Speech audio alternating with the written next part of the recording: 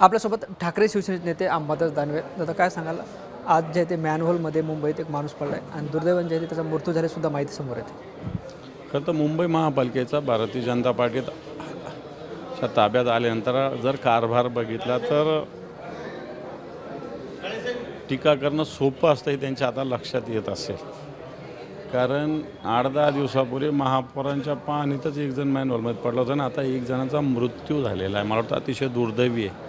खाली एक जणाचा मृत्यू झाला. महापालिका भारतीय जनताच्या ताब्यात आल्यानंतर खऱ्या अर्थानं पावसाळ्याच्या पूर्वी या सगळ्या गोष्टीची खबरदारी घेण्याची आवश्यकता असते, परंतु महापालिकेच्या प्रशासनाने अशी कोणतीही खबरदारी घेतलेली नाही.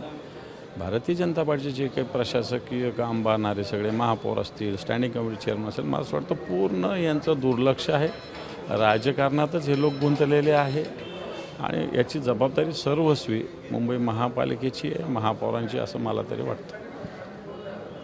पण यावर महापौर असं म्हणतात की चौकशी करू आणि दोषींवर कारवाई करू. काय चौकशी करणार, काय दोषीवर कारवाई करणार? त्या गेलेल्या माणसाचा जीव वापस येणार आहे का?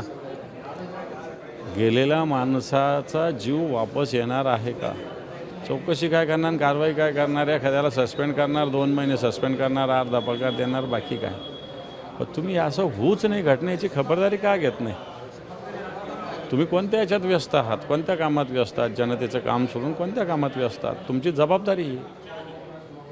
आपण बघतोय मुंबईत ज्या पद्धतीनं पाऊस पडतो त्यामुळे जे ते अनेक ठिकाणी मॅनहोल उघडे करून ठेवण्यात आले. खरं तर महानगरपालिकेच्या वतीनं त्या ठिकाणी कर्मचारी किंवा व्यक्तीसुद्धा नेमण्यात येणार होता, मात्र असं झालेलं पाहायला मिळत नाही. मग हे नेमकं जबाबदार कोणाला, तर काय समजायचं? महापालिकाच जबाबदार आहे. याच्यात काय असं एवढा पाऊस पडत असताना मॅनहॉल उघडं ठेवता नाही येत, कारण लोक पायी चालतात. लोकांना थोडी माहिती आहे की इथं मॅनहॉल आहे. मुंबईत सगळ्या दुनिया येते तिथं. मुंबईत काय मुंबईचेच लोक येतात का? सगळी दुनिया येते तिथं मुंबईत. त्याच्यामुळं असं जर असेल तर पूर्ण जबाबदारी पार पाडलीच पाहिजे. निश्चित आपण बघतो आपल्यासोबत ठाकरे शिवसेने नेते अंबादास दानवे होते. ज्या पद्धतीनं मुंबईत दुर्दैवी घटना घडली याला महापालिकाच जबाबदार आहे अशी टीकासुद्धा त्यांनी केली. कॅमेरा पर्सन अमित आडेसह ज्ञानेश्वर लोंढे, TV9 मराठी, छत्रपती संभाजी.